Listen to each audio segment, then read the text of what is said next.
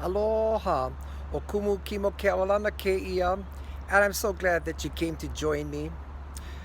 I want to tell you another story today.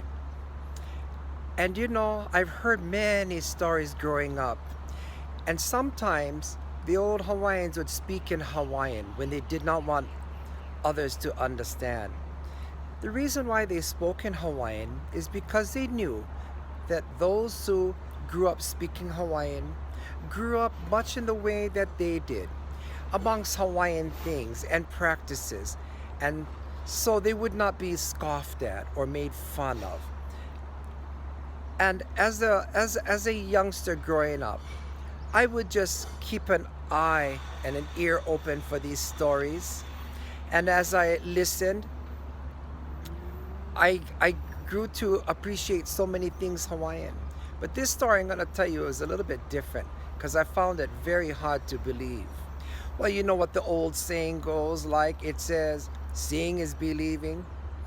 Well, about 45 years ago or so, I saw what these old Hawaiians were talking about and I believed.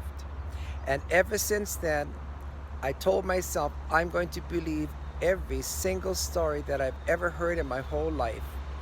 And it's hard to believe, especially nowadays, living in modern circumstances.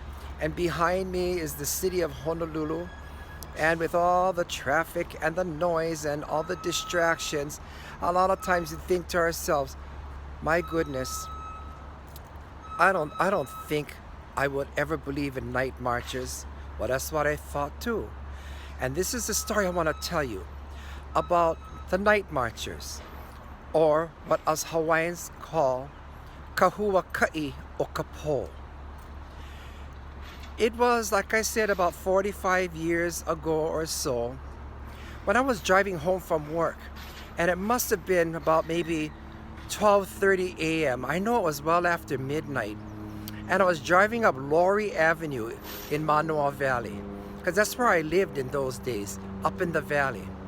And so when I came to that 5-road intersection where Oahu Avenue, Manoa Road, and Laurie Avenue intersect, I naturally stopped at the intersection, even though there were no cars on the road.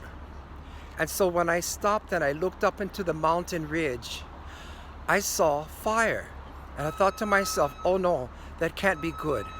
Because if there's a fire in the mountains, I ought to let the fire department know. But as I looked up into the mountains, I saw not only that one isolated fire, but I saw a whole string of fire. They were torches, an even line of torches. And when I saw the color of the torches, as was described in the story, the color of the torches were a muted orange. So I wanted to get as close as I could, because if you get too close to the night marchers, it's a deadly sight. So I turned off my headlights and I made my way to the parking lot at the Waioli Tea Room, and I got as close to the mountains as I could. And I turned my engine off, and when I looked up, there were hundreds of torches in a perfectly straight line leading up toward the mountain ridge on the Tantalus side of the valley. And I sat there in my car and I watched with amazement. And I was close enough where I could make out figures of people. And these were people from ancient days, hundreds of years ago, dressed as they were when they were alive hundreds of years ago. And they did not touch the ground with their feet. They were maybe about 1.5 or 2 feet off the ground as they floated in perfectly straight lines up to the mountains. And I sat there and I watched until the last of the torches went over the ridge. And in my amazement, I said, that's Huaka'i o Kapo, the night marchers. And yes, I've seen it with my own eyes. And let me tell you, they are very real. Aloha.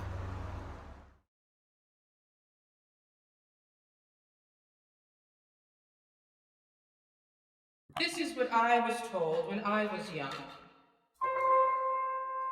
Uhane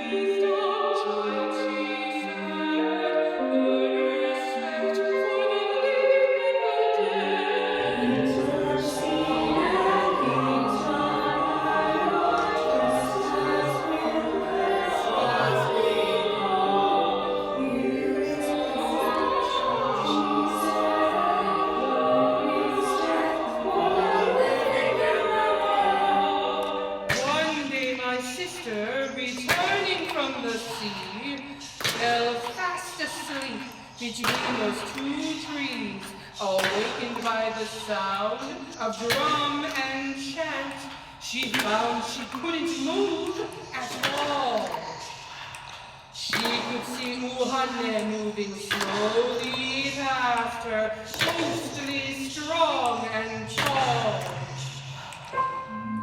Remembering what my mother told us, she closed her eyes